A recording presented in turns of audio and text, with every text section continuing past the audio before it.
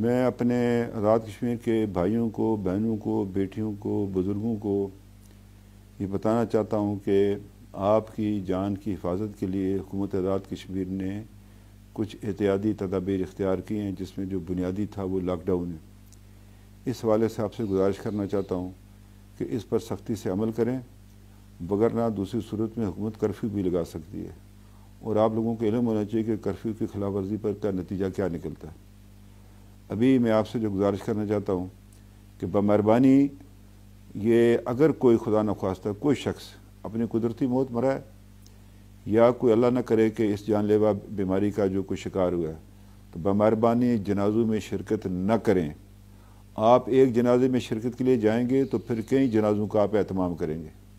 اس لیے میں آپ سے گزارش کرنا چاہتا ہوں، بالکل آپ سے کہنا چاہتا ہوں، سختی سے کہنا چاہتا ہوں کہ بمہربانی جو حکومت نے جن اقدامات کا اعلان کیا اس پر سختی سے عمل کریں، باہر مت پھریں۔ بغیر کام کاج کے اگر آپ پھریں گے تو پھر آپ کو بھاری جرمانے ادا کرنا پڑیں گے۔ یہ میں آپ کو وارن کرنا چاہتا ہوں، اس لیے کہ سب سے زیادہ جو اللہ نے جس چیز کی حرمت رکھی ہوئی انسانی جان کی رکھی ہے، تو میری یہ ذمہ داری ہے بعثت آزاد کشمیر کہ میں آپ کے جان اور مال کے تحفظ کو یقینی بناؤں۔ اس حوالے سے آپ سے کہنا چاہتا ہوں مختصر سے پیغام میں کہ جو بھی اقدامات حکومت نے جن کا اعلان کیا ہے وہ باجماعت نماز مسجد میں ادا کرنے کے حوالے سے جو علماء کا فتویٰ بھی آ گیا، اس پر جید علماء کا وہ بھی آ گیا، جنازوں کے حوالے سے بھی آ گیا، اور آپ بازار میں جانے کی بلا ضرورت جو ہے وہ کوشش مت کریں۔ ایک آدمی جو آپ کے گھر کا جاتا ہے اس کے پاس شناختی کارڈ ہو اور وہ جا کر ایک دن کا سودا سلف لے آئے۔ ہم اس بات کو یقینی بنائیں گے کہ کھانے پینے کی جو اشیاء ہیں ان کی فراہمی جو ہے وہ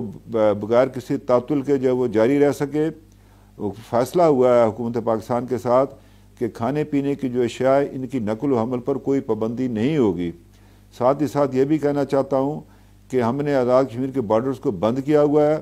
میری اپنی بہن جو ہیں بزرگ ہیں وہ راولپنڈی میں شکریال میں، ان کو میں نے نہیں آنے دیا۔ انہیں مجھ سے پوچھا تھا، میں نے کہا آپ نہیں آ سکتی ہیں۔ تو اس لیے میں آپ سے گزارش کرنا چاہتا ہوں کہ جب میں اپنے آپ پر یہ پابندی عائد کر رہا ہوں تو دوسروں کے لیے بھی پابندی لازمی ہے۔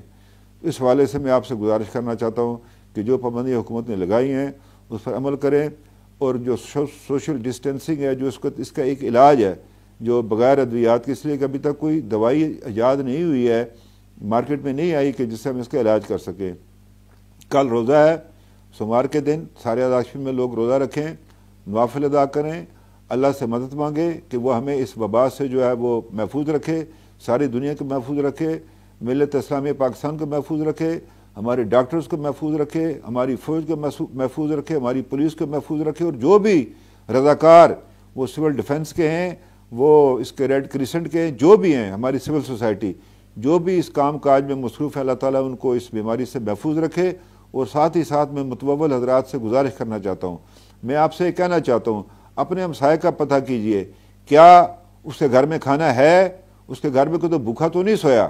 یہ اللہ کی طرف سے حکم ہے، اللہ کے رسول کی طرف سے حکم ہے، اور ان حکم کی بجاوری میں اللہ تعالیٰ ہماری مغفرت کرے گا، اور اس دنیا میں بھی اور آخرت میں بھی جو ہمارے مقام کو بلند کرے گا۔ تو یہی میری آپ سے گزارش ہے۔ مجھے امید ہے اپنے شہریوں پر کہ وہ حکومت کی جانب سے لگائی گئی پابندیوں پر جو ہے وہ عمل کریں گے، اور اپنے آپ کو اور دوسروں کو جو ہے اس آفت سے محفوظ رکھیں گے۔ آپ کا بہت بہت شکریہ۔